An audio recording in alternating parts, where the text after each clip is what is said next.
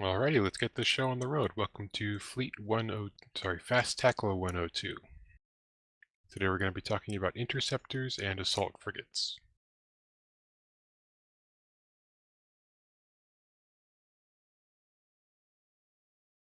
We'll begin with interceptors, for example the Ares, which is the ship that I fly a lot for fast tackle these days. That's what's called a fleet interceptor. There's 2 interceptors for every race. The fleet interceptor, which has tackle bonuses, and there's the combat interceptor, which has more damage bonuses.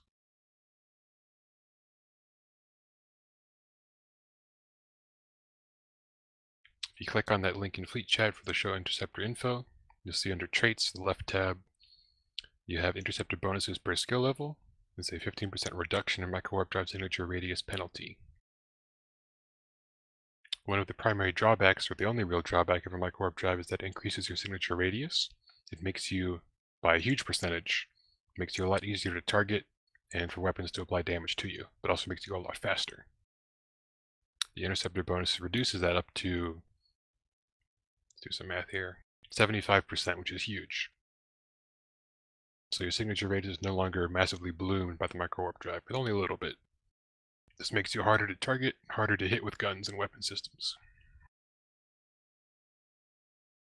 Then you've got a 5% bonus to Warp Scrambler and Warp Disruptor optimal range per level. So it's up to 25% bonus range to your Warp Scrambler and Disruptor. At level 5 Interceptor skill, your Tech 2 Warp Scrambler will go 11 kilometers cold. Let me just simulate mine here. And 14 kilometers heated. Tech 2 Warp Disruptor will have a 30 kilometer range cold and 36 kilometer range heated. This gives you a major advantage over any other ship that isn't bonused for these kind of modules. So you can scram from farther away, you can point from farther away.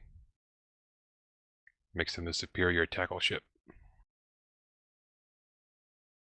You've also got Galactic Frigate bonuses to small hybrid turrets if you have guns on them. My fit does not, but the way you fit it depends. And also importantly, the roll bonus. 80% reduction in propulsion jamming systems activation costs, which, just like the Atron, means that your scramblers, your warp disruptors, and your stasis webifiers have an 80% reduction in their capacitor activation cost. This means you can run those modules for a lot less capacitor than any other ship would. When combined with a small Nosferatu, which I recommend for every tackle ship, even if you're being neutered out 100% by the ship you're tackling or anyone else, as long as the NOS is running, it'll cycle fast enough to keep your reduced need tackle modules running, keep maintaining tackle on the target.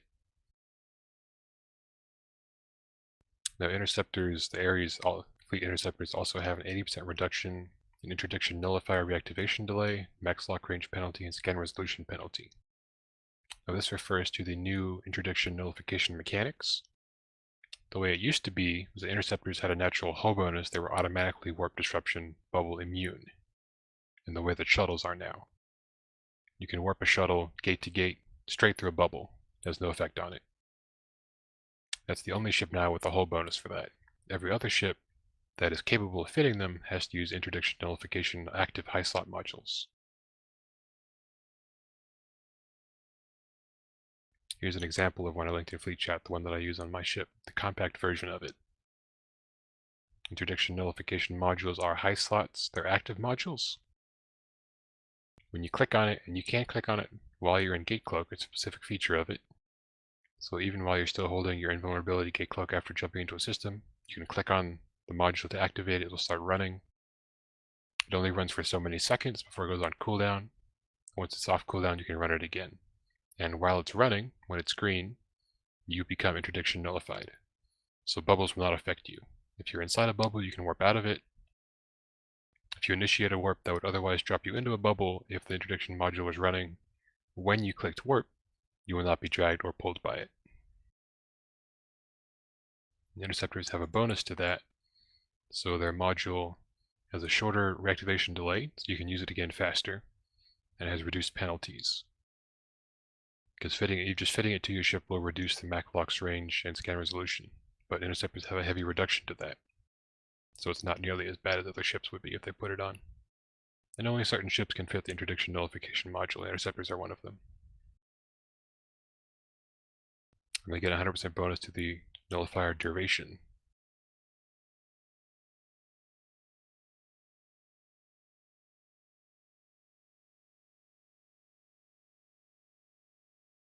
So here's my Ares fit that I linked in Fleet Chat for you, the one I currently run.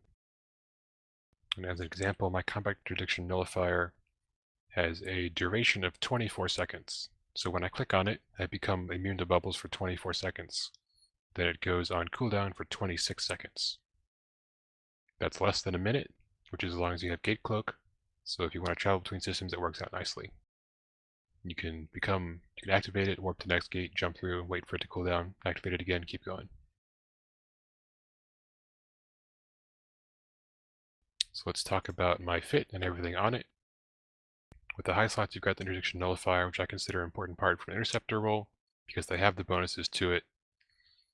And also they're very useful as scouts. Interceptors are good scout ships because they're faster than anybody else, warp speed and velocity wise.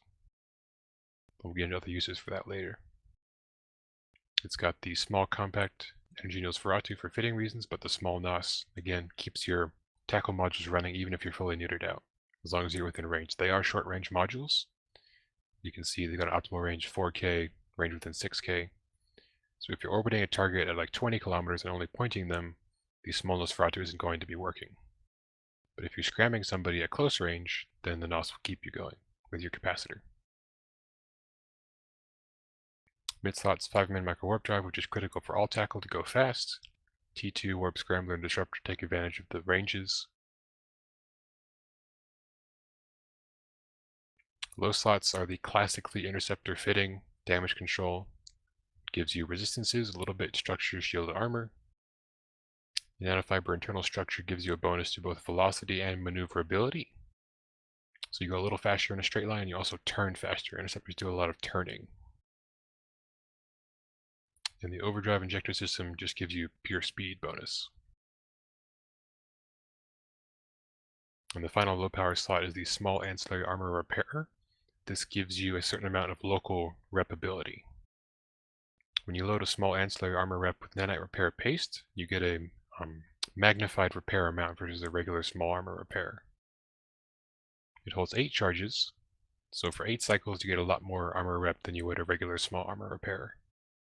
This is usually enough to keep you alive versus one target, even if they're shooting at you, until reinforcements can arrive with logistics or other tackle you can warp away. Oh yeah, and the fireworks. I had an empty high slot, nothing else to put in there because I was full on fitting room. So I put a festival launcher in there for fireworks. It's good fun. A little style there when you catch somebody. Rigs are small polycarbonate engine housing 2, T2 rigs for a T2 ship. When you're flying a T1 ship, you don't really want to put T2 rigs on there because it's not worth it. When you start flying T2 ships like the Ares, Tech 2 Interceptor, it's worth putting the T2 rigs on because the hull is worth the investment and you get the better bonus out of it. Polycarbonate engine housing increases your velocity again, gotta go fast. And the small ionic field projector increases your targeting range. This is very important for an interceptor.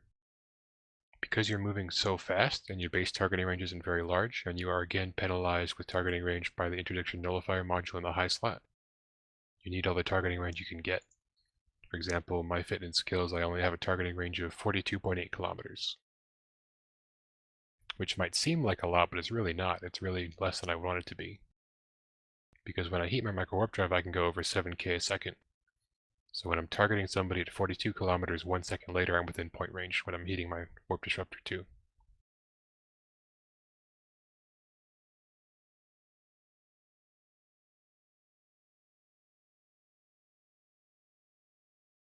Any questions on the Ares hull or the fit and the mechanics so far?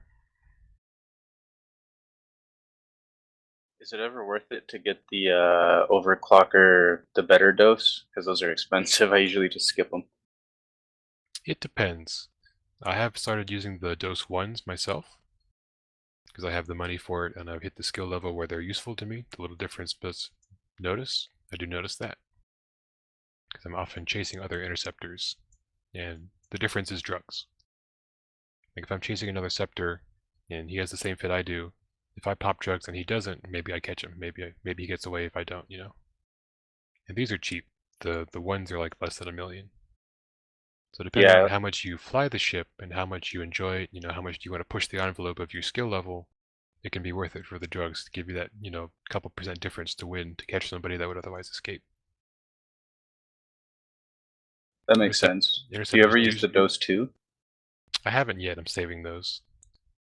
Interceptors do still die quite a bit. They're still rather flimsy. The EHP is only like 3k, and you do have a small armor rep, but that doesn't help you against alpha. And a lot of things you tackle are capable of killing you if you're not careful. Yeah, that makes a lot of sense. I've run the ones before, but I can never seem to be able to justify the twos. So yeah, that makes sense. And that applies more especially for like roaming gangs, because if you're close to base, if you die you just reship, no big deal. But on the longer runs, if you die you're out of the fight altogether, you respawn 20, 30, 50 jumps away. So those kind of small gangs that go around farther distances tend to have the more blingy drugs, because keeping that one ship alive and pushing it to the limits of its performance are more important.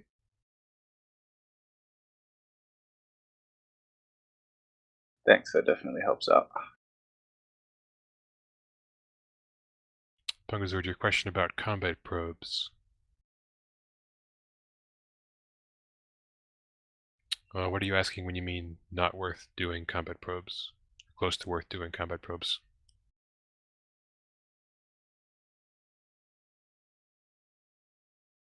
And so I don't get the question. Are you asking if it's worth putting combat probes on the ship? Aha. So combat probing requires specialized fits and ships for that. Maybe you've heard of Barry Fuldar. He's infamous for using the combat scanning Venture. He made a dedicated fit that is very good at combat scanning and warping in and tackling one thing and nothing else. Fast tackle does not do that.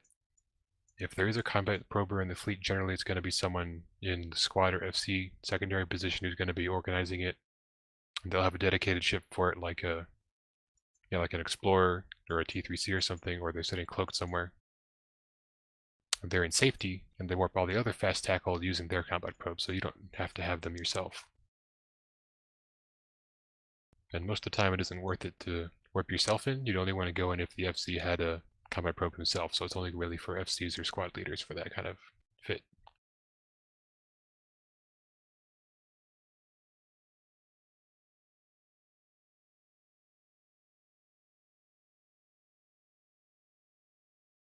Alright, let's talk a little bit about how to fly the Interceptors. So everybody please undock from MDPH Fortizar. Add Harold Magnussen to your watch list.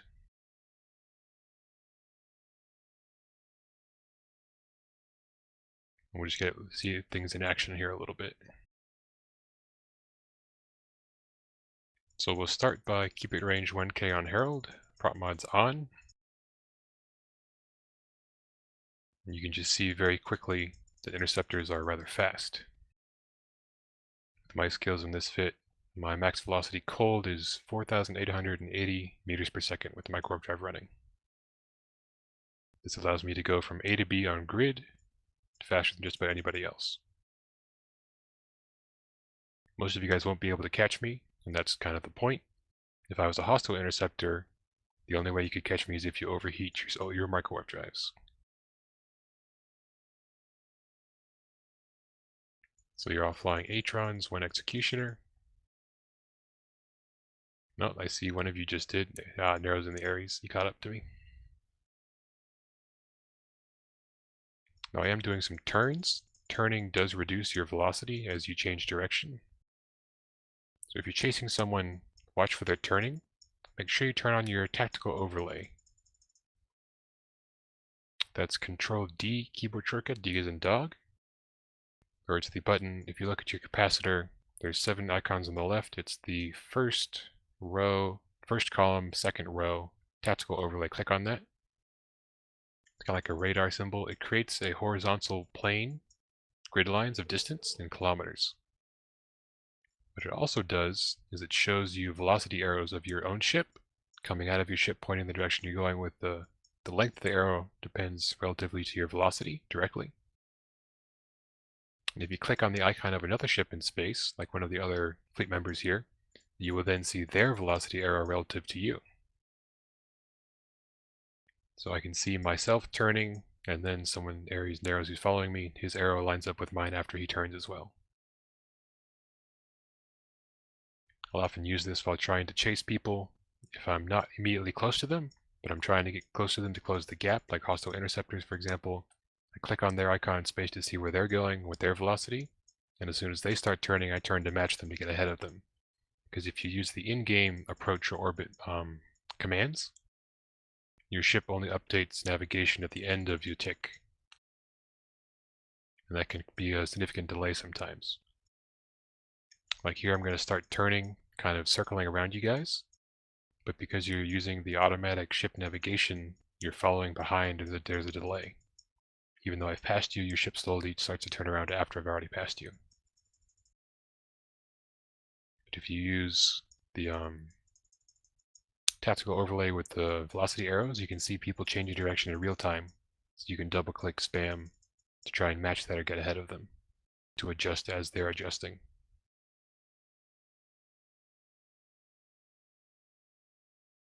Oh, there is a hostile fleet, and I believe I saw a ping on our Slack for someone forming to fight them. If they do engage, we'll go in and get some good scram practice.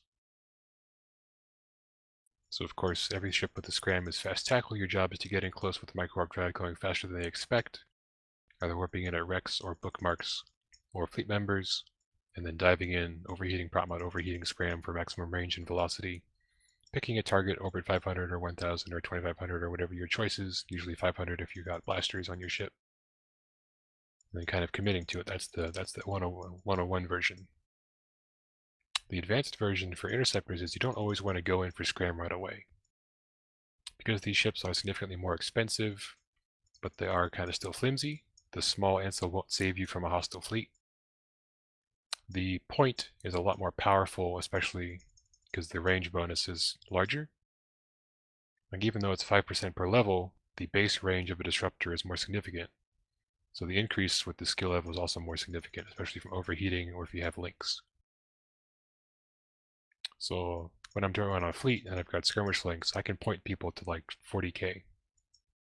They're not expecting that.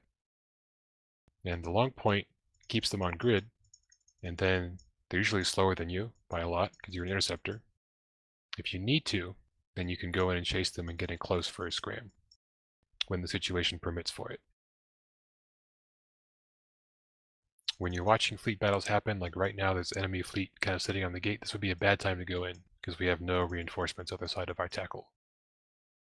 I know there's a blue fleet forming in the Fortizar, they're getting ready, but they're not ready yet. If we go in, if we scram somebody, we're just going to die. There's no backup. The time to backup is a critical function to think about.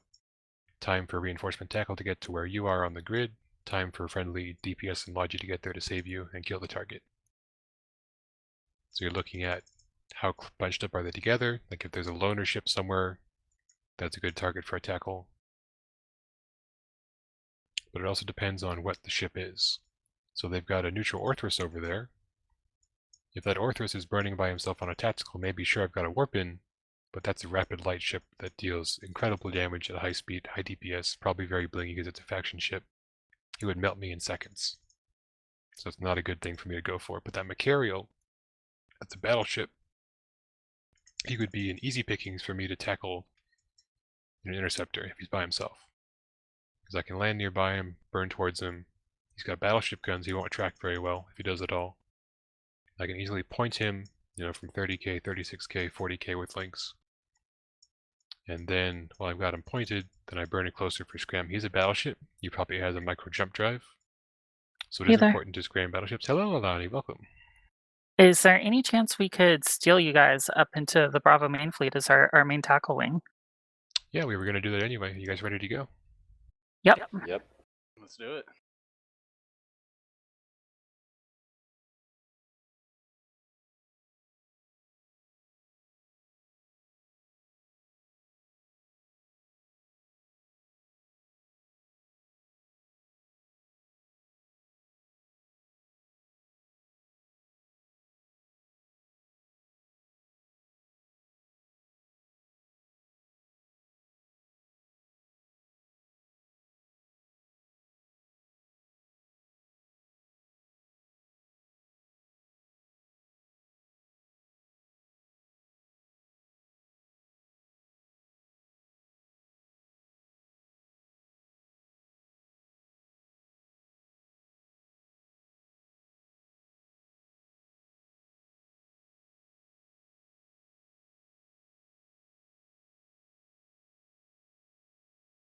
I guess I'll keep recording as a practical experience.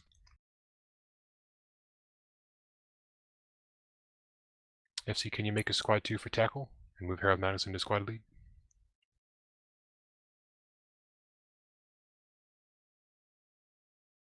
Make sure you add Leilani Grace to your watch list and also Harold Magnussen.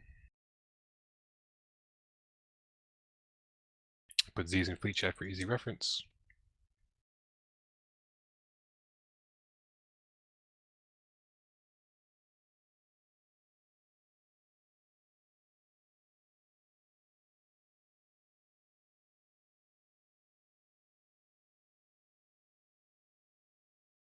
Oh, Z's are just for you. You guys don't have to Z.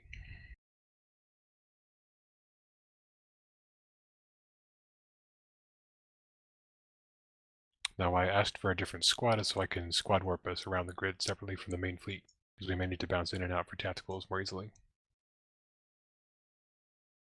I have a question. Yep. Everybody dock up. We're gonna hide and try and draw them in. FC said dock, everybody dock up, and the 40s are. So you asked for a secondary squad for us, and you asked for us to add the main FC in the watch list. Yes, this is important because whenever the main fleet gets engaged, you want to be able to quickly get to wherever they are. The FC is the best place to do that. By having them on your watch list, even if you're off grid, if the fight's engaged, you can hear them fighting, broadcasts are coming in. You just warp to FC if you want to get back in the action real quickly, where the fight is happening. Okay. Of course, that creates the risk of you warping into bubbles or something, but you always have someone who knows you're going to be close to the action.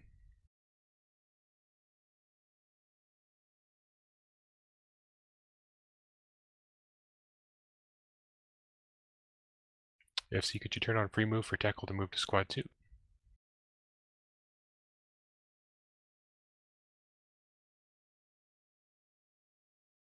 Now in this situation, we have a nice tackle wing, good numbers here, guys. What we're going to do is we're going to try Free move is set for you. Thank you.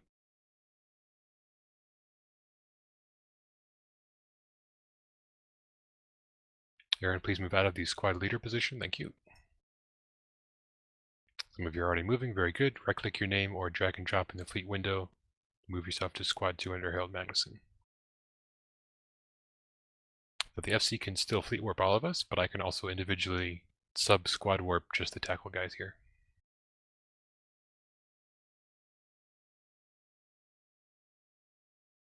I think that's the most tackle I saw in the fleet.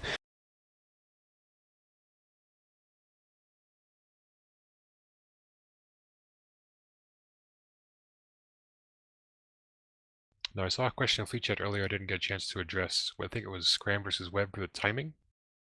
Webs, when you overheat them, have a 13-kilometer range, whereas Scrams overheated even with T2 for most ships are only like 9 or 10k. You should always scram first. Unless the target's already being pointed or scrammed, then you can web first as you're catching up to them if they're very slippery, like if they're afterburning ships. Because the web might help them get into warp, half a second before you scram them. So either the same time or scram first.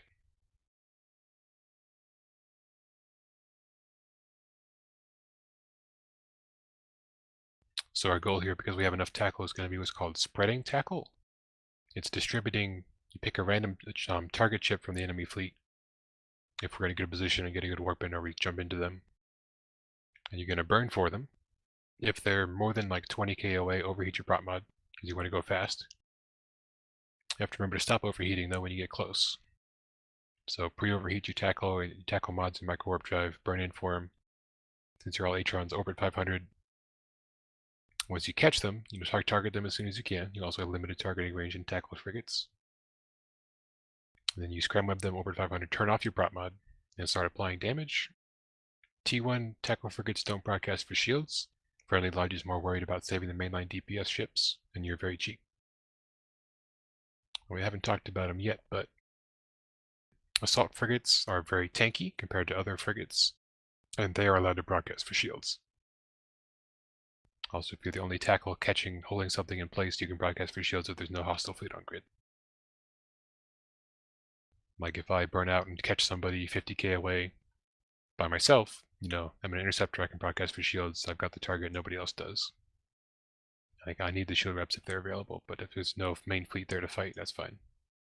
But I would not normally broadcast even if I was being shot at by a lot in an interceptor in a big fleet brawl. Because if both sides are shooting each other heavily, even if I'm going to go down, then I die quietly in an interceptor. It's not worth the reps. I don't have the tank to justify shield reps. That would lose either other Logi or mainline DPS ship.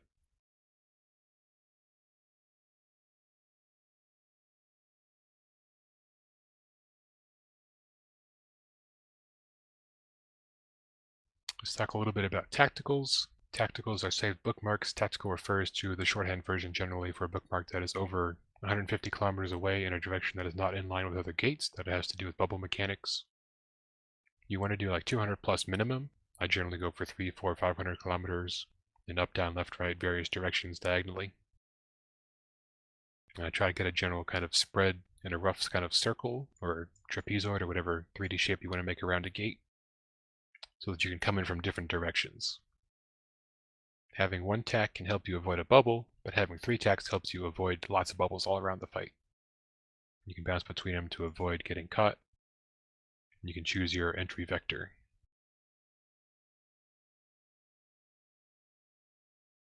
Because you're very fast, you can burn tacks whenever there's fighting going on that you're not needed. Like if the FC hadn't said dock and this was a grid we weren't normally used to, I would say everybody tackle, be burning away from whatever gate we're sitting on, and make tacticals. Since we're sitting docked and we're in home system, we have tacks already with us. Everybody should have the Brave Temporary folder online and loaded, shared bookmark tacticals folder. And they've got a very nice setup on the UBX gate that you can use. It's always a good idea to make more personal bookmarks if you find like gaps, because they don't go in every direction. Which one you said it was? Brave Temporary, I'll link it in Fleet Chat for you. Harold, where do you save your tags? Do you save them to Brave Temporary or where? During a fleet, it's a good idea to save a couple bookmarks in Brave Temporary on whatever grid you land on as soon as you can make them. But don't overdo it, because there's a limit to the folder and you don't need bookmarks that are 50 kilometers apart. You need, a dozen, but in all different directions, 300-400 kilometers away. Make sense? Yeah, and just in the main folder, or because there's a bunch of subfolders there. You can pick a subfolder for Brave Temporary, Fleet Tax, or whatever. Always set it for 3-hour expiry. Is there a preference for a fleet to have, like, for say example, a Crow versus a Naris? Racial changes in interceptors? No, not really. So I could go for the Crow instead of the Aris. Oh, absolutely. It's personal preference for the weapon system, slight variations in tank and speed and fitting. If you like the skins for it, it's fine. Yeah, it's because I have a lot of Kaldari skills, and I was just worried that the racial was important. Not particularly. It's the roll bonuses that are important. It's which type of interceptor you're flying. The fleet with the tackle bonus or the combat with the damage bonus. So that's the difference between the Ares and like the Tyrannus. Yes, and I also believe, let me double check here because I don't fly the Tyrannus. All right, tackle. Yeah. Just so you know, we're going to do a little trick here. When I call undock, all of you will need to undock, warp to the gate, and try and get a bunch of tackles. So be hot and ready to undock and tackle. Roger. So she's probably trying to catch these guys as they jump into the system. So we're going to be immediately undocking and warping to the UBX gate. Or aligning to it, I'll be calling and warping the squad if I see a good position. And yes, I checked the ship tree for the bonuses. The Tyrannus does not have the bonus to the interdiction nullification that the Ares does. So that's a ship you'd put like a full rack of guns on, and you wouldn't put interdiction nullifier on there. It does a lot more damage, and can go a little faster with the bonus to overheating micro warp drive. There's a lot more damage actually. But it's not as good of a scout to go through bubbles in and out. So it's a trade-off.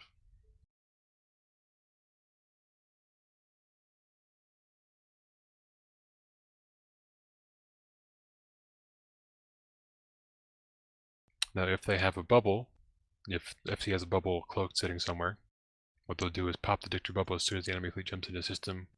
Now the enemy fleet has two choices. They can either burn back to gate and jump back through the other side to avoid the bubble, or they can anchor up, or they can starburst.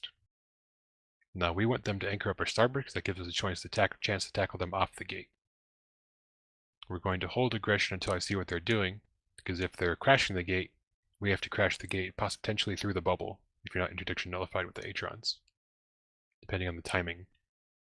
Also, if you initiate a warp to a location before a bubble goes up, even if the bubble appears in space from a Dictator or an anchored bubble after you initiate warp, then when you land, you appear to slide through it. It wasn't there when you made the calculation to enter warp. So as long as the gate is not bubbled when you click warp to, even if you're not fully aligned, if the bubble appears 1 second later, the game doesn't care. You calculated the warp when the bubble wasn't there, so you landed 0 on the gate. That's important for tackle when there's Dictators everywhere.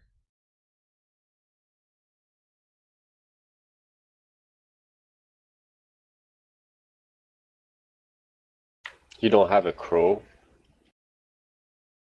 Like, you don't switch between, like, two racials? No, I've trained for Galente specialization on this character, so I have a bunch of Aries. You could if you cross-train, whatever you want to fly. Now, if the hostile fleet anchors up, they're probably going to turn on micro-warp drives, and our job is to get there and turn them off with our scrams. It's a timing and distance thing, on where our warp in comes in, how fast they are moving away from the gate, what the delay is. We may burn in towards them. That would be a case for overheat everything and just kind of commit. Try and catch them close to the gate with their friendly fleet coming in right behind us. If we can slow them down even for a few seconds while they're busy killing us, that gives the rest of the fleet a chance to tackle them with heavier stuff, Dictator bubbles, and to start shooting them.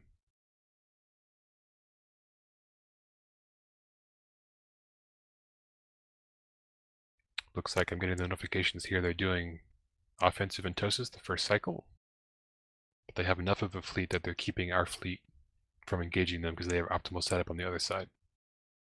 They're probably sitting like 30k off the gate, links up or something. Dictator's at 0. So it's bad for us if we jump into them. If we were to jump the tackle wing into them, then we'd have to scatter.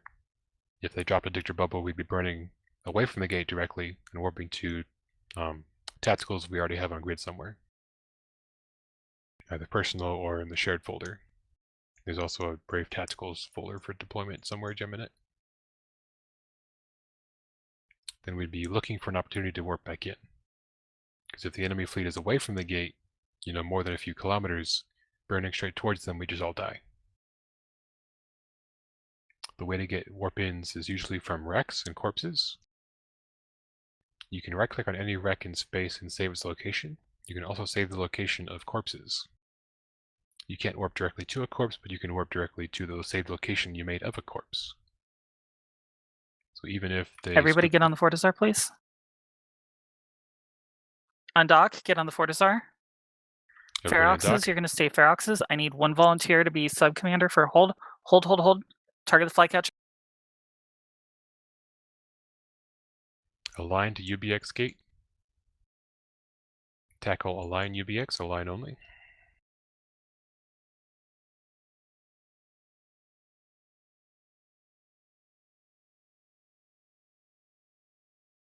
So if you're looking at the gate, you should see the hostile Dictator bubble. You can tell it's hostile because when you hover your mouse over the icon, the bracket in space, it shows you who dumped it. I can see the Tissue Alliance. And that was a Tissue Dictator that just jumped back through. Looks like the FC is trying to use a small part of our fleet as bait to bring in the rest of the hostile fleet, which would cause them to aggress us at short range on the gate, and we'd swoop in and try and tackle them. As far as spreading scrams, though, the general kind of rule is to go for someone close to your name, and that means the first letter of your name. So for example, my name's Harold, let's start with an H. I'd be looking, if I sorted alphabetically on my overview, for someone kind of close to the name H, and going for scram on that person. You can also prioritize by ship type. Enemy FCs are often in monitors or command ships. Claymores, other things I don't know command ships too well. Link ships. Also, recons are great things to scram and target because they're very valuable force multipliers like Hugens and Lachesis. So if you're watching the gate, this hostile Dictator tackle control space, we don't want to burn out a tether here. You can see some of our friendly ships are actually off tether because they're running towards the gate control space. We're actually pretty fast, we don't want to burn off tether. We align quickly enough. But the Dictator bubbled a little bit towards us, but as he was burning himself back to gate so we can jump back through and be safe. Dictator bubbles do not give you aggression. All right, so we're gonna have a little hoppy hop that we're gonna do to get behind the enemy. It's gonna be fun.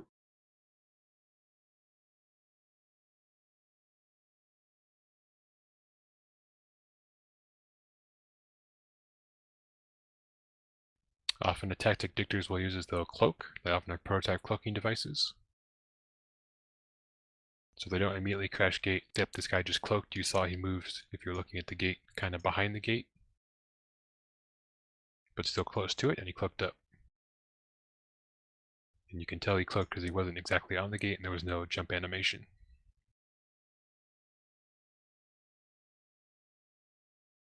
If you're sitting on the gate with the Dictator when he tries to do that, if you're quick enough to orbit 500 command on him before he cloaks up all the way, your ship will start moving towards him. If you hit the micro warp drive and get lucky and he isn't moving too fast himself, then you'll fly straight towards where he was when he cloaked. Because the orbit command 500 is basically your approach, with the benefit of your ship will keep going in that direction when it loses the target that it's trying to orbit. If you get within 2,000 meters of him, you'll decloak him.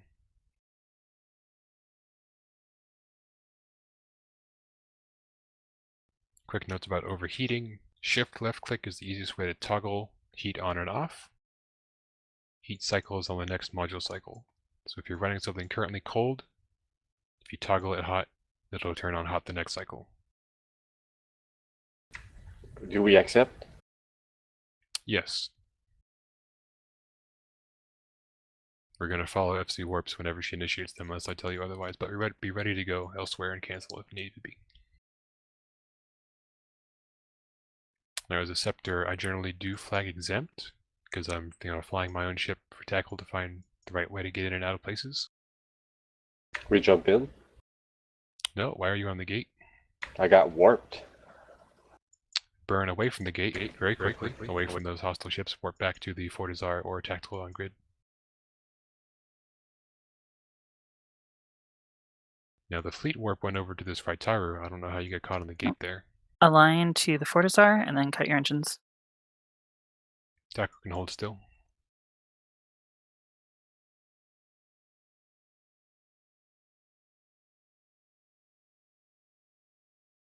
Warp bubbles have an effect within 500 kilometers, so that shouldn't Take have this warp, drag you in. everybody on the Titan, keep it range 1000.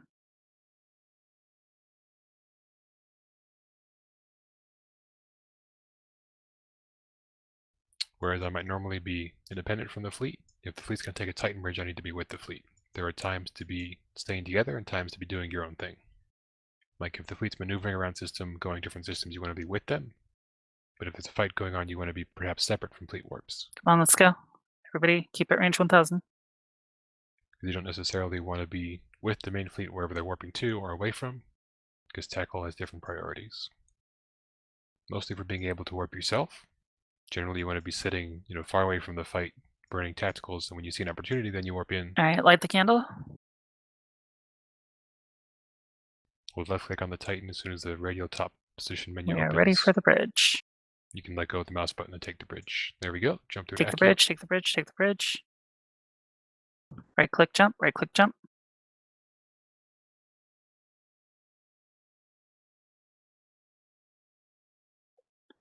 On land, align EOA. On land, align EOA. Take the squad warp, tackle warp EOA at 0 if you missed it. This is where the enemy fleet's potentially going to come from, so we want to be here before the rest of the fleet.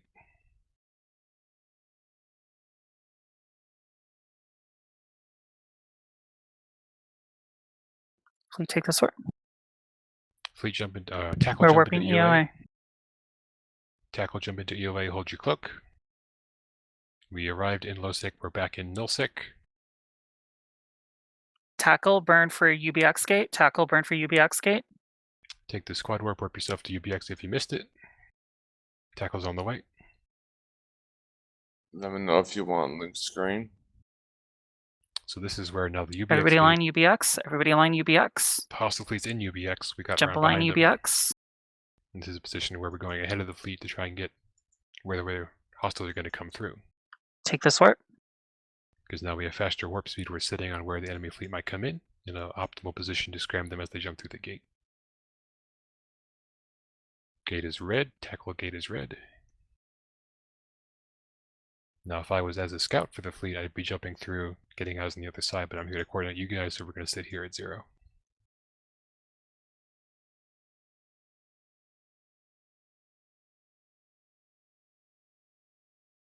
Orbit the gate 500 if you're getting shot by rats.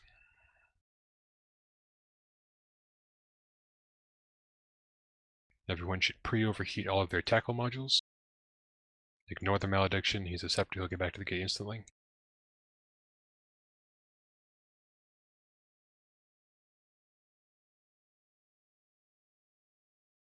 Aggression is a bit of a factor for tackle. If you aggress someone, you can't jump for 30 seconds, and if they get back to the gate in time, they jump through because they have no aggression. Had to warp while I was getting killed by the rats. That's fine. Good option there.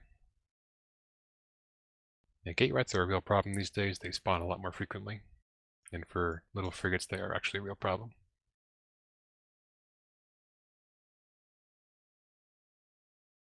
So scepters and dictators you generally avoid trying to catch unless you see them burning away from the gate, then you chase them. But if they burn back towards the gate, you can see their direction and their velocity arrow with the tactical overlay on. Then it's worth not aggressing them, because you want to be able to follow them to the other side if they go back and the FC calls for it.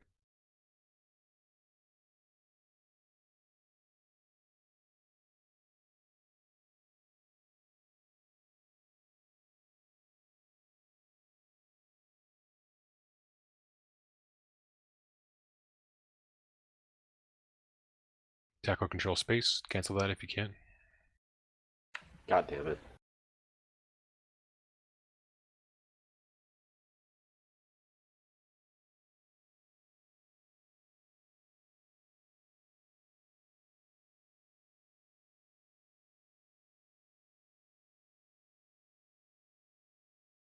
Now the reason I want us to stay on the UBX gate, even though the main fleet went elsewhere, is because we have the ability to start the fight. We're on another gate. Yep, come back to the UBX gate. Now if the FC jumps into TGM, then we will follow. Distance and time is always something important to be thinking about, from where the enemy fleet is, where the friendly fleet is. The friendly fleet is now 13.8 AU away. So if we catch something, we have to decide if we want to engage it, how long it will take the friendly fleet to get here. Is it worth calling for backup? Can we kill it ourselves? That kind of thing. Do we want to aggress ourselves and not be able to take the fight if it happens in TJM or UBX, for example?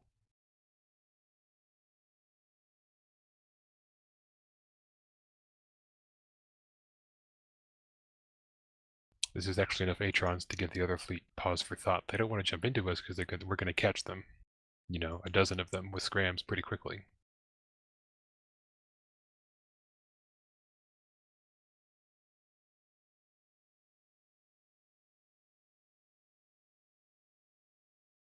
Take the squad warp to a tactical I have, ignore the malediction. If you don't already have this tack, it's a good one to make. When you land a line back to UBX gate, just a line prop mods off. Sitting at a tactical aligned to a gate is almost as good as being Fast on a tackle, gate. fast tackle, fast tackle, Accio. Fast tackle, Accio now. Get to the no In sign up, warp. please. Everybody warp Accio. Everybody warp Accio. Accio gate is green on contact, immediately jump to the Sino, warp to the Sino in system. It'll be a friendly Sino and a friendly structure. Something's killing it, we're going to go catch them. Season Fleet Chat, add Elo Flight to your watch list. He's probably the Sino ship, we're going to try and save him. You can warp to the Sino or him directly from the watch list as soon as you jump Accio. Gate is green.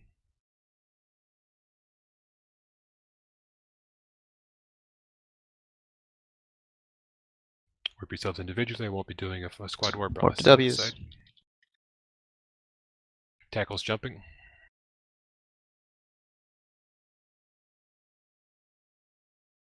It's a Jump, Gnosis, guys. warp Warp at to 0. W's. We're jumping. Warp to W's. We need to get scram on this guy. He's warping. He's warping.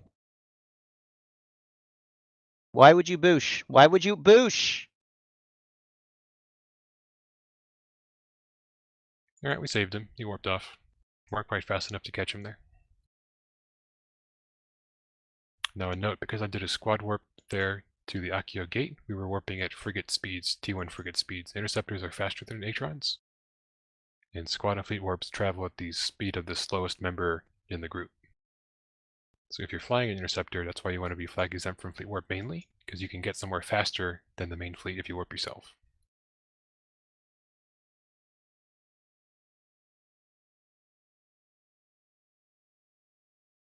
Tackle squad start warp that. yourselves, EOA gate at 0. Good practice.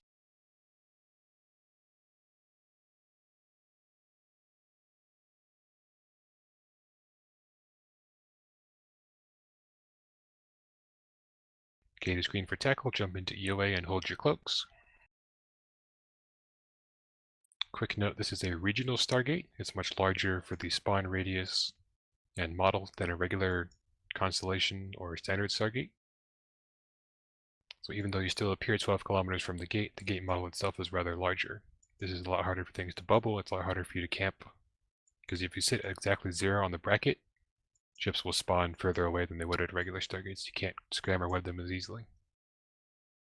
Let's practice burning tacticals. Tackle fleet, double click away from the Stargate in any direction, prop mods on. Spread out like an exploding kind of starfish balloon in all directions, away from the gate.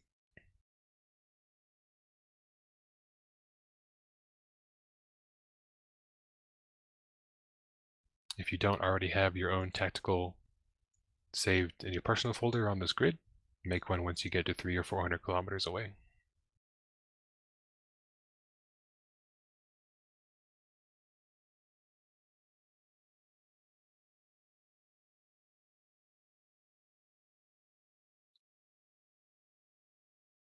I usually always pre-overheat my tackle modules as soon as I get into a system. Because if I'm ever burning for tackle, then I want to be able to focus on, targeting and maneuvering, and having things pre-overheated gives you a little extra range. It always helps to be able to tackle something, 1 kilometer closer. Can you explain pre-overheat? By overheating an item before it's running, like a tackle module without any target locked, then the top green bar fills in bright green. It's set to run hot when you activate the module. Also by shift left clicking on it.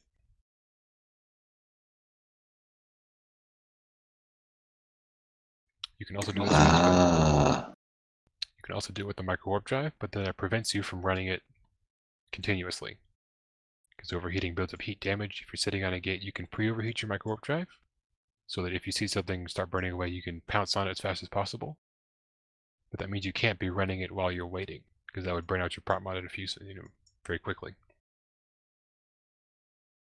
So maybe you're running the prop mod by itself, not moving, waiting for something to appear so you can quickly pounce on it, and prop mod's already running. Maybe you save 1 second of acceleration.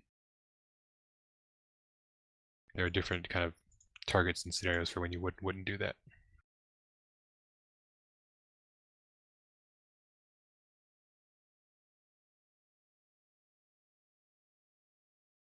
FC enemy fleet appearing in EOA local chat. Yep. So they've jumped in from either TJM or UBX, but we can't tell because we're not on grid. The Scepter, you have the ability to warp to those if you have pre-made tacticals already and get eyes. Fleet prop mods off, align to the Akio gate. Prop mods off, align Akio gate. Here come the bubbles. Take the squad warper going behind them. When you land, realign to the Akio gate. Crash the gate. Crash the gate. Crash the gate. Align Drops only on crash Akio the gate. Now listen to the FC, he's saying crash the gate, we're not going to take the fight in the system. It's fine. It's low sec. Doesn't matter. Tackle squad scatter back to your previously saved bookmarks. Warp to attack, one of the one you just Tackle, made. get out of the way and get safe.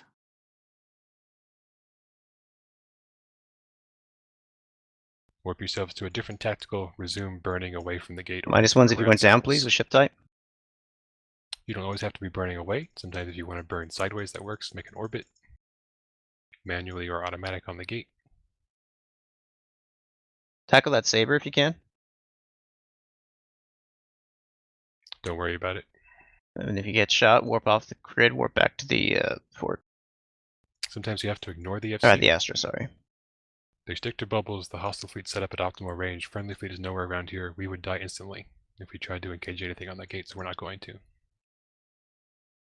Now, if you're flying a Scepter with an Interdiction Nullifier module, and you're pretty fast in and out of warp, what I could have done is from that other bookmark that I had saved, which was in line from the previous gate, I could have warped to Accio at 100 kilometers, dropped a bookmark next to the enemy fleet, and then warped out with the interdiction module running. Harold, are you still mobile? Yes, we're on grid in Do you EOA. have combat probe? Negative. I Can you get a close warp in on them? Pretty Okay. close, yeah. So I'm going to do what I just said I was going to do. I'm going to make a bookmark by being interdiction nullified for a few seconds, warping at 100 from the gate for my inline tack, drop a bookmark, warp out again. And usually Scepters are agile enough they won't catch me. All the tackles on the gate.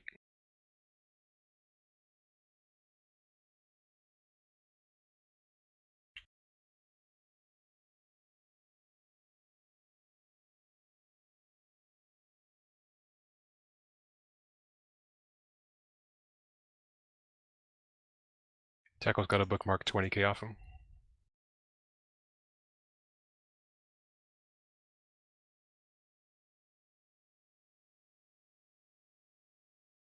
So I can now squad warp us all to the bookmark I just made next to their fleet. There's nothing they can do about it.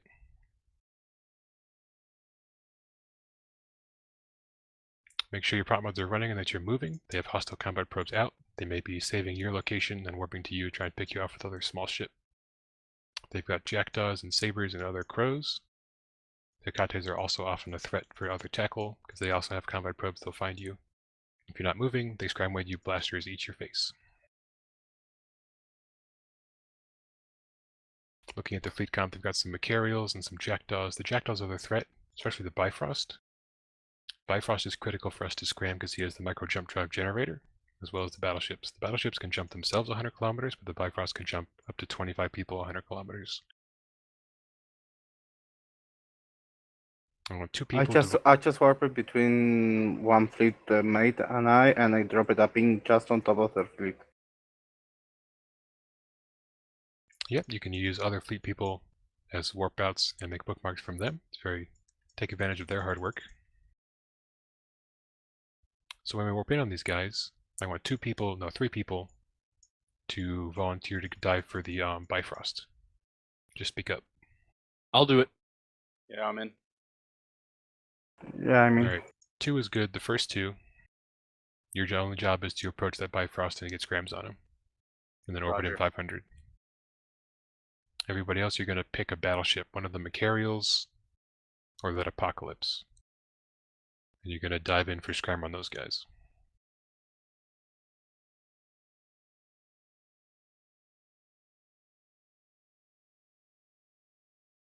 This will be a commit situation. The friendly fleet's going to be coming in through the bubble and burning towards us. Our job is to just hold down scrams as long as possible. We're all probably going to die, but that's okay. If the FC says tackle broadcast for shields, then you can broadcast for shields.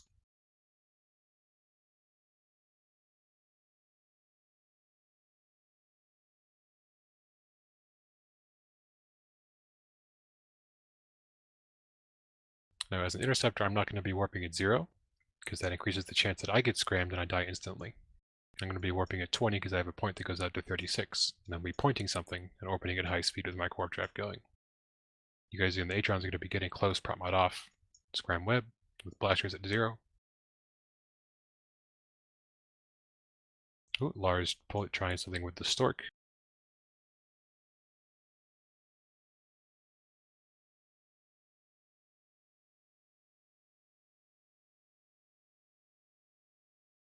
Nope, she got scrammed and dies at a ball of All right, fire. Harold, get ready with tackle. We're ready. Everybody prop mods off, double click in space towards the enemy fleet. Prop mods off, double click in space towards the enemy fleet.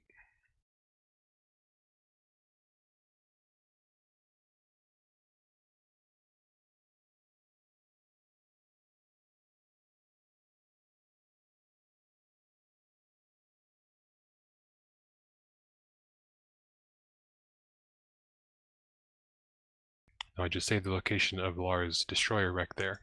It gives us another warp in.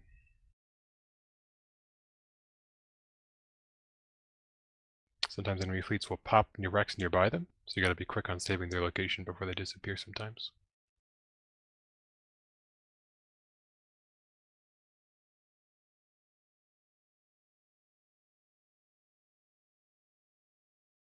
Now they can see us all aligning towards them, so they know we're gonna get a warp in there.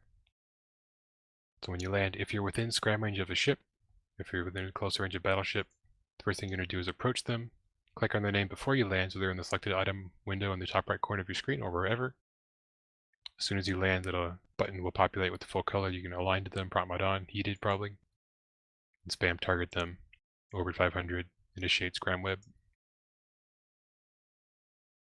Any questions on what we're going to be doing? Negative. I do. If we have multiple battleship like we have right now, how do we know, like, to not over-target it? It doesn't matter for this number. There's Okay. enough of us to cover all of them. The battleships are the key. That's what we're going to go for because they're most expensive. If you're looking at their fleet with the camera, you can see there's 2 of them next to their cruisers, and then there's 2 of them kind of separate. Pick the one you're going to tackle before we go in. Doesn't matter which one. We'll be landing. I'm going for the Apocalypse. Alright. The I'm bookmark going- I have, we're going to be going really close to blood. So whoever's going for blood, you're going to have a good, easy job tackling them. Everyone else we're going to have to burn for our targets a little bit.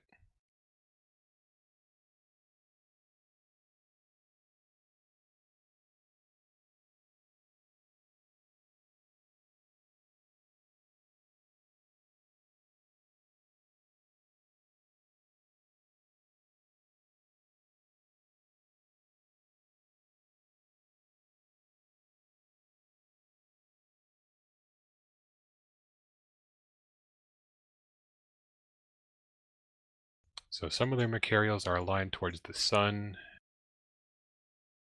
Captain Jack does not appear to be aligned. He's the most likely one we'll catch.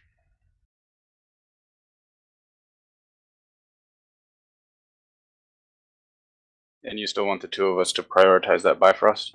Yes, he's the biggest chance for them all to get away. Got it. Roger. They are aligning.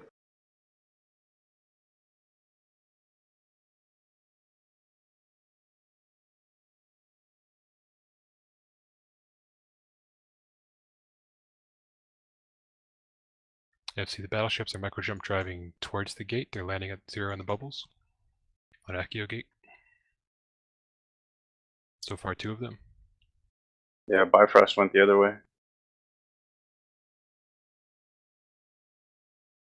Oh, there he goes.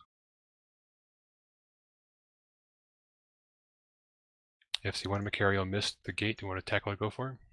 He's a little bit off. We're too far out.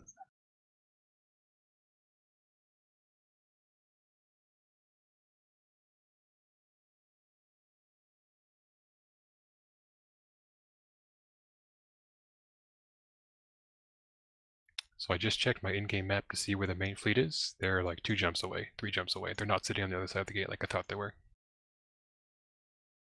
Tackle micro orchards on, resume burning away or around the gate.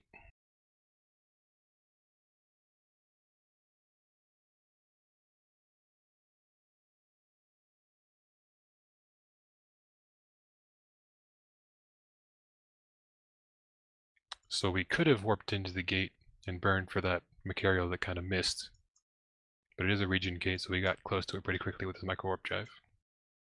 But because the friendly fleet wasn't on the other side of the gate, we would have just all died, so We'll just keep eyes and pressure on this side of the gate. There's 2 combat probes now. Yep, assume the enemy has a warp-in on you, but because you're micro-warp driving and you're pretty fast, even if they warp at 0, you'll be far enough away to warp out by the time they land. If you see them warping to you, don't panic. Start double-clicking aligning to another bookmark you have on grid or celestial object, and just warp out as soon as you can. Harold, if you want to follow the jackdaws through, try to grab them, feel free. Roger. Fleet, take this warp to Occio Gated 0. If I didn't do it, warp yourself to Occio Gated 0.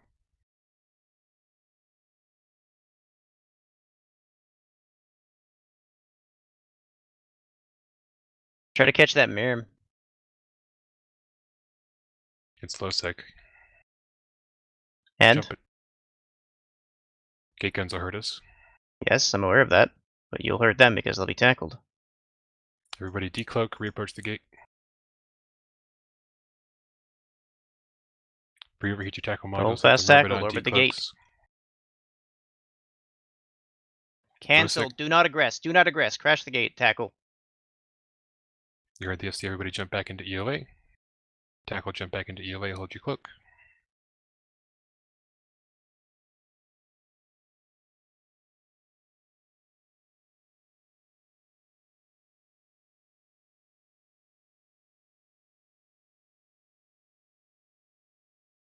Now what happened there was all the tackle jumped, but the Myrmidon didn't. He just turned around and warped somewhere else.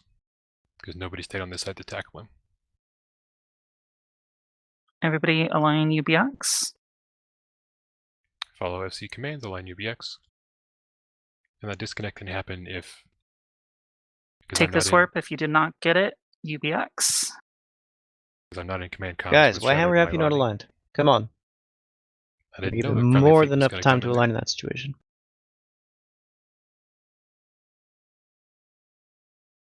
So you gotta be flexible to try and be able to go as quickly as you can to wherever the FC needs you. Because their priorities will change by the second.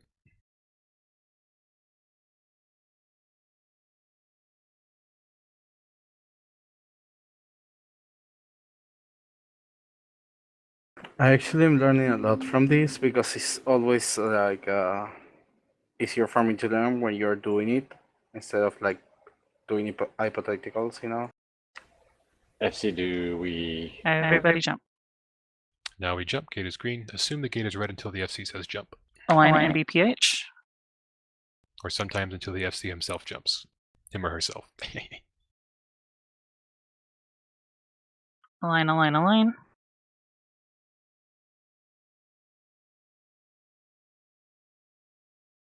As a Scepter, I'd always be warping myself kind of ahead of the fleet, because I have 8 AU warp speed, and I want to get eyes where we're going before they get there. But if I was an Assault Frigate, I'd be staying with the main fleet, because it's more of a If you guys are caught behind, we're headed home to MBPH.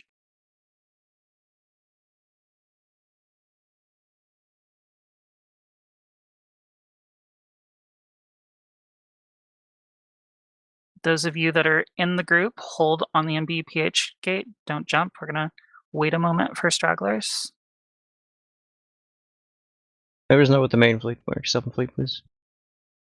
Now what we probably should have done with the Myrmidon is I should have told a couple of you guys to stay there and just tackle him. And then as soon as If he you're caught aggressed, behind, please X up in fleet. we'd all kill him. But I didn't know the friendly fleet was arriving, so I thought the hostile fleet was on the other side waiting to jump back in. And I didn't want to sacrifice the whole tackle wing for one Myrmidon. All right, fleet jump. Fleet jump. When you're flying a Scepter and an Assault Destroyer, Frigate, staying alive is sometimes the priority versus holding tackle and getting a kill. So we've got a Scythe Fleet issue on our grid. Anybody have a bookmark next to them? Custom? Anyone have a ping up there?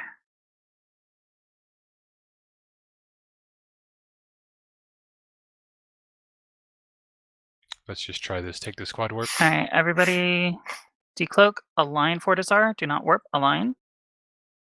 We're just going to try to bounce attack. As soon as we land the next warp, you're going to burn for that Scythe Fleet issue. Heat it prop mod, preheat your prop mod. Harold now. ESS if you want to try and catch that side fleet.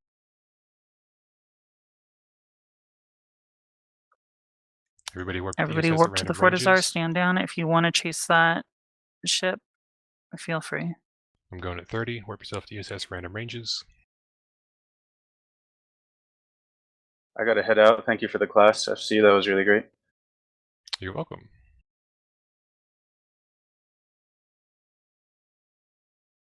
Scythe Fleet issue hasn't landed yet. You may have warped somewhere else. We are faster, but not that much faster. He's got us safe somewhere. Holy cow, look at the drone.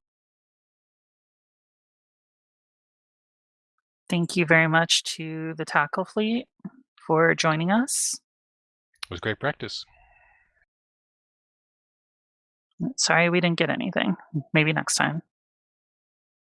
Alright, Scythe Fleet issue isn't here. I'll tackle warp yourselves back to the NBPH Fortizar at 0.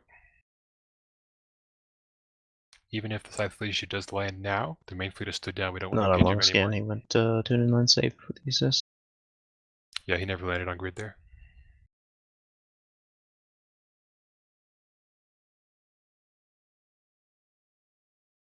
If anyone lost a ship, please message me with what you lost or put it in Alliance.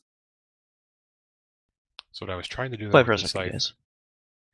was warp to a bookmark that was connected to another bookmark in a line kind of close to where the Scythe was. So I could then warp from the first bookmark to the second at 100 and be relatively close to him, even though I didn't have combat probes or attack that's already next to him. Because if I'd warped directly to the second tack, I would have been kind of too far away from him. So you try to find another tack that's kind of creates a line between them that the enemy ship is closer to. Then you warp at range between the two until you get close enough to go for the burn. With my skills, I can go over 7k second heated, so I try to land within, 80 kilometers of a target, depending on how fast the target can go itself.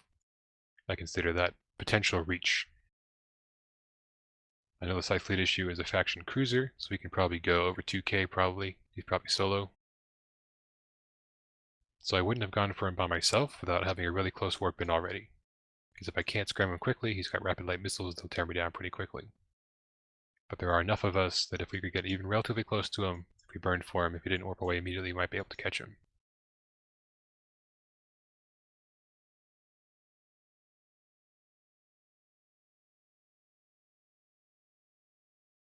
Another thing to talk about for interceptors is slingshotting. If you're running away and another interceptor is chasing you, but he's faster than you are, and you know he's going to catch you, and he's already got you pointed, he's getting closer for scram, what you can do is double click in space towards him, basically to pull a 180 in space real fast. And because he's only pointing you at the moment you do it, you'll then be approaching each other at full micro-warp drive speeds at crossed angles. So even if he scrams you as he gets within range, you're both still moving so fast that you'll coast out of scram range going the other direction. If he's on in-game automatic approach or orbit, his navigation won't update in time, and you'll already be out of scram range going the other direction. And if he's slow to react, you can pick up your micro-warp drive again and possibly escape. You can even do this on a smaller scale. I did it the other day versus a Punisher who was scramming me. I immediately double-clicked in space back towards where he was coming from, or away from where he was going, because his velocity was pretty low, mine was pretty low too. But I was still coasting from the micro-warp drive. The velocity change isn't instantaneous. So if you're going full speed and you get scrammed, you're still going to keep going at the reduced velocity, as the game mechanics ratchet it down. It falls off pretty quickly. But sometimes it's enough that the other ship who's scramming you isn't following you fast enough that you coast out of range.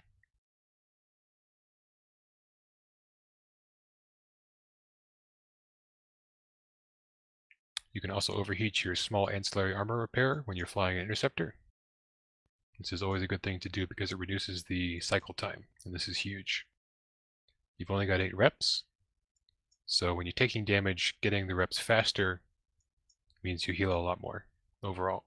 And it can make the difference between getting volleyed into structure and only taking more armor damage.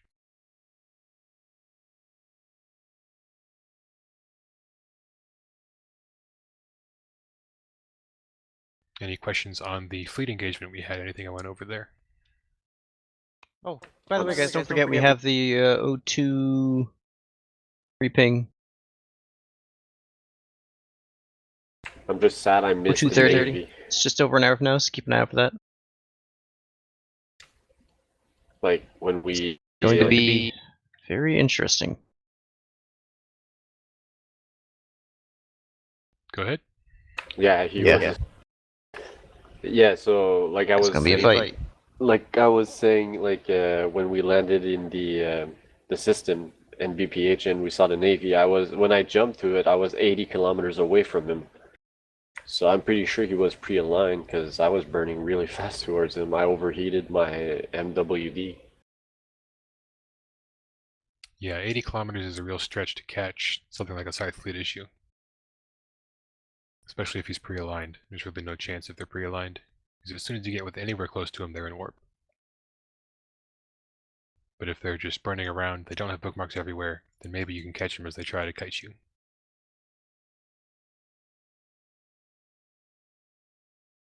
That's why I put the double overdrives on the Atron fits I handed out, because that speed, surprising, unexpected speed is what gets you tackles. People won't expect an Atron to go 6k a second, which is what you can get when you overheat those with skills. That allows you to gap close, kind of lunging at people very quickly. What about the Eris? It's 7k, but that is that with like max skill? So I've got a 1% velocity implant, and with my current skills, which aren't entirely perfect, but they're 99% perfect, when I overheat, I get 6,900 or 6,984 meters per second.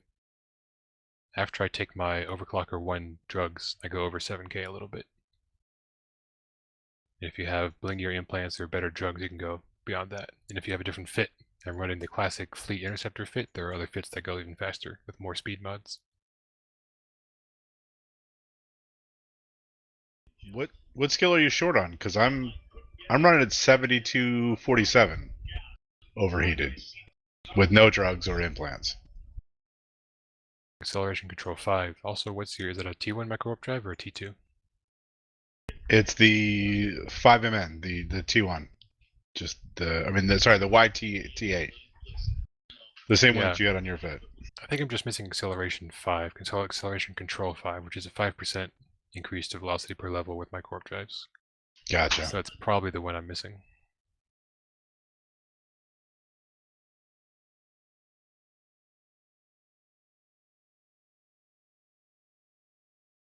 Alright, let's talk about assault frigates next. Assault frigates are the kind of final word in frigate tackle. If you're caught by an assault frigate, you're basically screwed.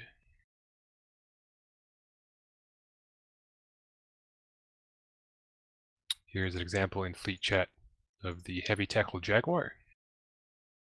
Jaguar is one of the Minmatar assault frigates. We'll start by looking at the trait bonuses and skill bonuses. First of all, like all T2 ships, they have better resistance profiles. So they apply, and they have much better fitting room. So you can get really tanky ships out of assault frigates. You'll notice initially they have a bonus for Jaguars to light missile and rocket damage and application. That's what explosion velocity means. You can get significant DPS out of assault frigates, whereas interceptors generally have 0 or no guns. Assault frigates almost always have, good gun skills and good gun setups. So they can apply real damage to the targets they catch. Atrons are nice because they have blasters. Enough of them together they can kill stuff.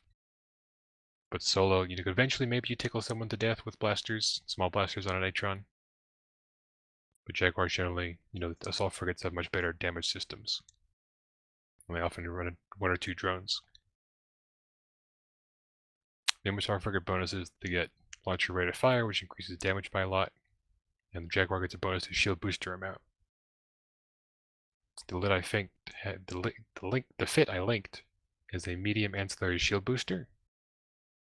Like the small ancillary armor repair, when you load it with charges, you get a much better rep per cycle versus a non-ancillary booster. And it consumes the charges. For the shield boosters, they use cap charges, which is why the fit has a bunch of Navy Cap Booster 50 charges. You load those in the ancillary repper, and you get big shield reps when you have good skills for the Jaguar. Minmatar frigate bonuses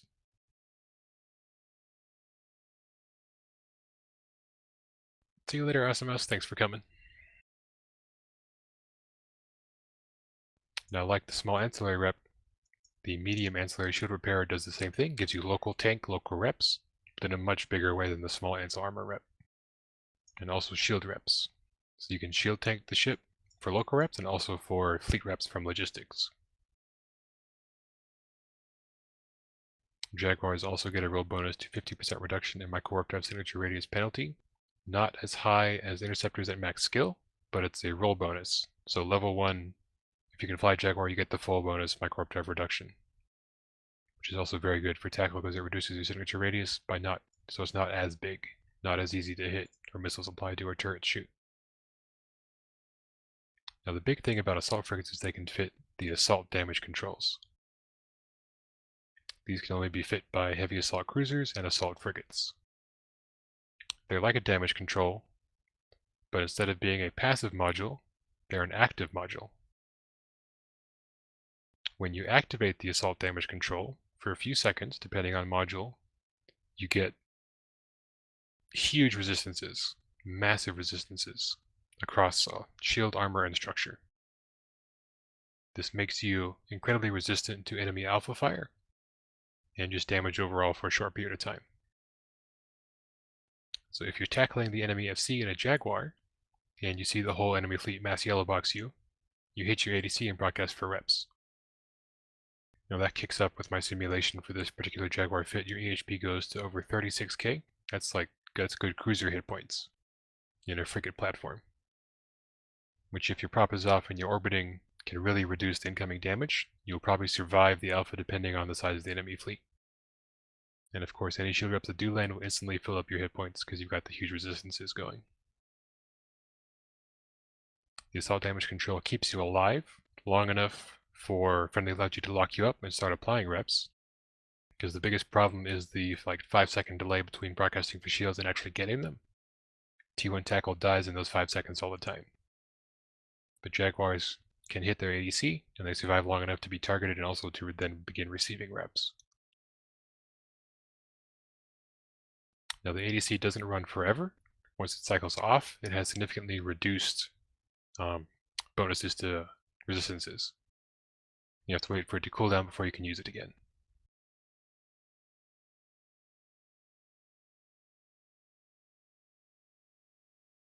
You would fly a Jaguar or any other assault frigate more aggressively than you would a T1 tackle based on the targets you can go for.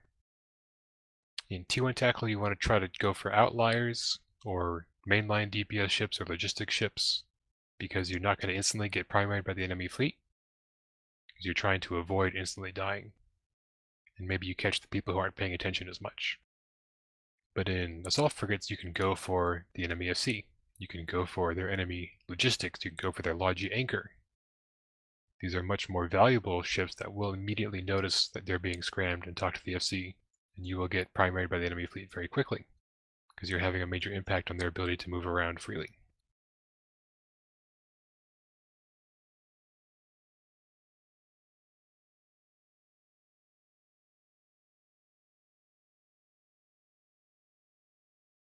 So you want to add if you're flying an assault frigate, you'd always want to add other interceptors and other fast tackle to your watch list. Because maybe interceptors are faster than you, they get to a target first, they get the first point, the first scram, but they're very weak. If you immediately warp to them, or you're following them with micro-warp drive running, you catch up to them, you're the second wave of tackle, and also generally the final wave. You can hold down the target, start applying DPS, and rep yourself significantly, and that leaves the initial tackle free to warp away, because he's half dead or, muted out or something.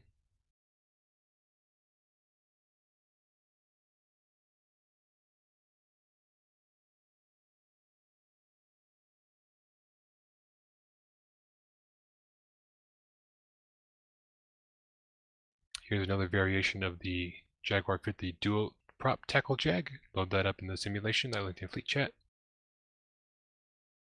A dual prop refers to having both a micro-warp drive and an afterburner. You use the micro-warp drive to get in close at high speed, and then once you have scram, then you turn it off, and you turn on the afterburner. afterburners are only 100% velocity increase versus like 250% for micro warp drives, but they do not increase your signature radius at all. They also take a lot less capacitor. So having the afterburner running will allow you to orbit your target at close or within scram range much faster than you would normally. So even if you're being webbed, you're still going what you would be going without the afterburner, with the afterburner running. Makes you a lot harder to hit. Because if you're orbiting, for example, an artillery ship, they can only accurately hit targets that are far away from them and moving slowly with slow transversal. If you're at 500 meters on them, orbiting like 1K, with the afterburner going, they have 0 chance to hit you with their guns. That also applies to their nearby fleet members who might also be artillery fit trying to track an afterburning frigate at close range. They're going to have a lot of problems. And this mitigates the incoming damage to you significantly. It ends up working like a dodge mechanic then. Yeah, it's basically like a dodge mechanic, like from League back in the day. Now that fit has 2 medium ancillary shield boosters. You don't run them simultaneously. You run one of them, and then when it runs out of cap charges, you let it reload and you start running the other one to keep your shields up. Now you can also heat the Ansel shield boosters the way you heat the small Ansel armor rep. That reduces the cycle time, gives you more shields per second overall, but you have to manage the heat cycles. And again, these assault frigate fits have T2 small rigs because they're T2 hulls, so they're worth the investment to get more out of them. The efficiency makes sense. It's cost effective.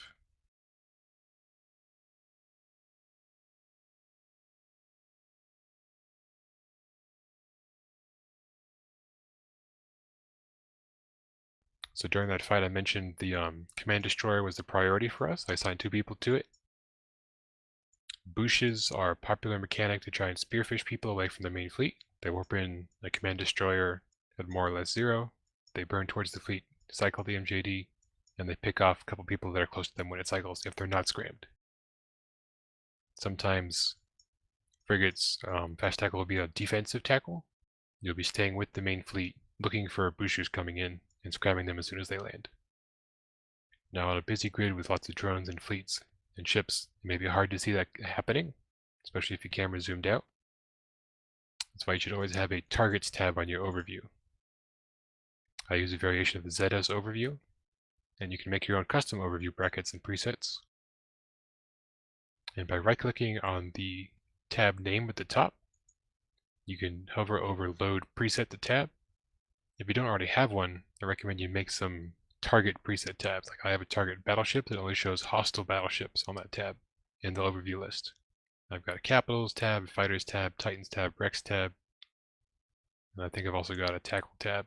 I don't actually on this character, I need to make one. But like a Command Destroyers Targets tab only shows Command Destroyers. So you can then keep track of the few of them that are on grid very easily with their distance and if they're close to you.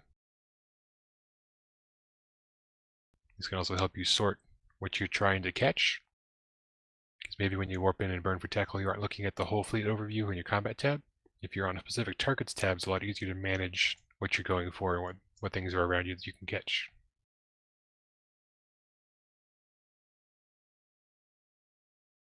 Also for your overview, you should have a brackets preset with and without drones and fighters. When we worked that ESS earlier, someone pointed out there were so many drones, you couldn't see the gate. The icon, the bracket in space was obscured by all the drones. So you should have a way to toggle that on and off rather quickly. So you can cut down to only ships, but if drones are relevant, put them back on. Because you want to be able to see if drones are coming after you as a frigate. Because a flight of light drones can kill you rather quickly if you're not paying attention. You can also just have a no drones brackets by default, and you can use show all brackets to turn it on and stop showing all brackets to turn it back off again. For kind of a busy overview, when it's fine, you stop showing all brackets to go back to a quiet ship only overview when you need it, when things are busy. You should also always have effects turned on. If you hit escape on your keyboard, then go to display and graphics at the top left. In the middle under effects, always have effects checked. Even if you're running at 0 or performance minimum graphics, you need to have effects turned on so that you can see bubbles. And also if you look closely at ships that are micro jump driving, you can see the spool effect. Like those Macarials earlier in EOA, I could see the effect appear around their ships when they started micro jump driving towards the gate. It's like a 6-second spool up cycle. So if you're looking closely, you can see when people begin to spool out their micro jump drives. That's either a time for you to commit to a scram, or to start burning towards or warping towards where they're going to end up 100 kilometers in that direction.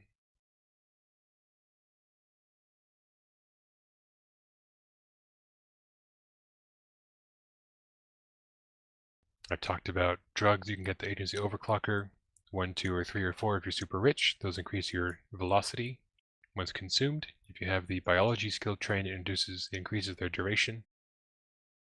I have biology 5 because I'm also a capital pilot, so I double the duration of all my drugs that I consume. You can get implants. I've started running 1% velocity implants myself. They're cheap. They're less than $1 million each. Also, if the fleet has command bursts, if they have skirmish links, as they're called, that can give you significant up to like 30% if they're really good links. Bonuses to your velocity and also to your tackle module range. Those can be very helpful, but they're not permanent. Links are area of effect around the command ship. They last for a certain number of seconds. So even if you warp away off grid, those links are still running for whatever the initial duration was on your ship. So sometimes you might actually want to bounce in and out from the main fleet to catch links if you need to leave and go somewhere else. Then still have the links running for a couple minutes on your ship effect.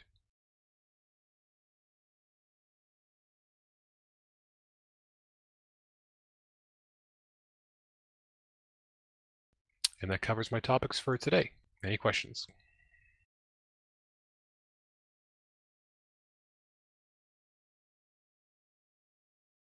I'd say you covered on everything. That was very thorough. Thank you. Yeah. Yeah, that was very good. Thank you.